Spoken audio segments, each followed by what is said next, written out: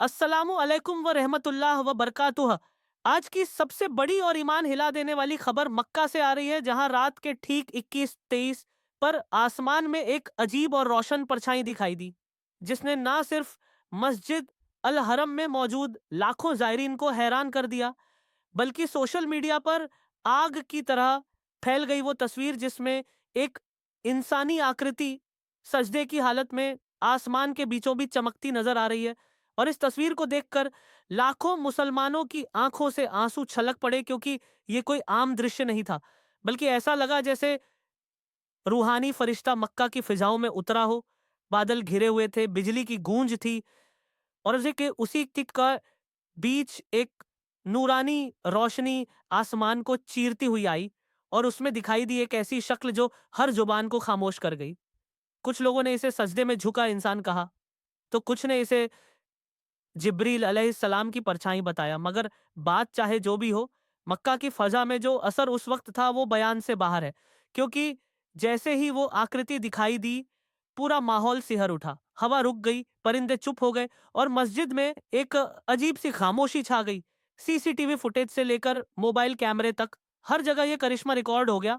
और अब पूरी दुनिया एक ही सवाल पूछ रही है, आखिर ये क्या था? क्या ये कयामत की निशानी थी? क्या ये अल्लाह का इशारा था? क्या ये कोई रूहानी ताकत थी जो मक्का की सरजमीन पर उतरी थी? जबकि दूसरी तरफ वैज्ञानिक इस नज़ारे को लेकर खामोश हैं। ना उनके पास कोई पुख्ता सबूत है, ना कोई ठोस तर्क। कुछ इसे क्लाउड फॉर्मेशन कह रहे हैं, तो कुछ कह रहे हैं कि ये ऑप्टिकल इल्यूजन है। लेकिन सवाल ये है कि क्लाउड फॉर्मेशन किसी सजदे करती आकृति जैसा कैसे हो सकता है? क्यों वो आकृति सिर्फ मक्का के ऊपर ही दिखाई दी? और जब वहां मौजूद हजारों लोगों ने एक साथ इसे देखा, महसूस किया और रो पड़े, तो क्या वो सब भ्रम में थे? क्या ये बस एक इत्तेफाक था कि उस रात काबा शरीफ की छत से तेज सफेद रोशनी उठी और सीधा आसमान तक पहुंची, और उसके कुछ ही पल बाद वो परछाई दिखाई दी? इन सवालों के जवाब ना साइंस दे पा रही है, ना टेक्नोलॉजी। लेकिन दीनी नजर से देखें तो कुरान में अल्लाह फरमाता है कि हम अपनी निशानियां जमीन और आसमान में दिखाएंगे ताकि उन्हें यकीन आ जाए। और हदीसों में भी बार बार जिक्र आता है कि कयामत से पहले आसमान में अजूबे दिखेंगे जो इंसान को झकझोर देंगे। और मक्का का ये करिश्मा शायद उसी तरफ इशारा है, क्योंकि जिस अंदाज में वो रोशनी बदली, जिस तरह आकृति बनकर उभरी और फिर अचानक गायब हो गई, उसे देखकर कोई भी समझ जाए कि ये आम घटना नहीं थी। और इसी के बाद तो दुनिया भर में अजीब घटनाएं शुरू हो गईं।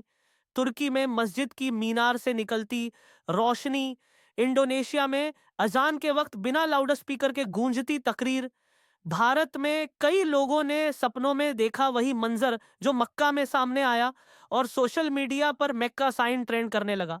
वीडियो क्लिप्स, स्क्रीनशॉट्स, लोगों के बयान और रोते हुए जायरीन की दुआएं इस बात का सबूत है कि मक्का में कोई रूहानी चीज जरूर उतरी थी। और अब जब ये सवाल उठ रहा है कि क्या ये इंसानियत के लिए चेतावनी है, क्या ये अल्लाह की तरफ से एक आखिरी पैगाम है कि अब भी वक्त है, संभल जाओ, तो हमें भी अपने दिलों में झांकना चाहिए।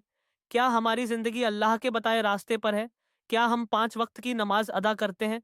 क्या हम हराम से बचते हैं, हलाल की तरफ बढ़ते हैं? क्या हम इंसानों के हक अदा कर रहे हैं? क्योंकि अगर जवाब नहीं है, तो मक्का का ये करिश्मा सिर्फ एक खबर नहीं बल्कि अल्लाह का बुलावा है। एक पुकार है जो कह रही है कि लौट आओ, सजदे में गिर जाओ, तौबा करो और अपने रब से रिश्ता दोबारा जोड़ लो, क्योंकि ये दुनिया फानी है और असली जिंदगी वो है जो कब्र से शुरू होती है।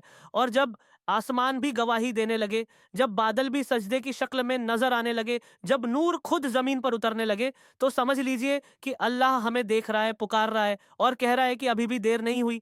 इसलिए भाइयों और बहनों, इस वीडियो को सिर्फ एक करिश्मा मत समझिए, इसे अपने दिल की आवाज बनाइए, इसे शेयर कीजिए, ताकि हर मुसलमान तक अल्लाह का यह पैगाम पहुंचे और हम सब तौबा कर सकें, सजदे में गिर सकें और अल्लाह से कह सकें, ए रब्बुल आलमीन, हमने देख ली तेरी निशानी, अब हम तौबा करते हैं और सिर्फ तुझी से मदद मांगते हैं।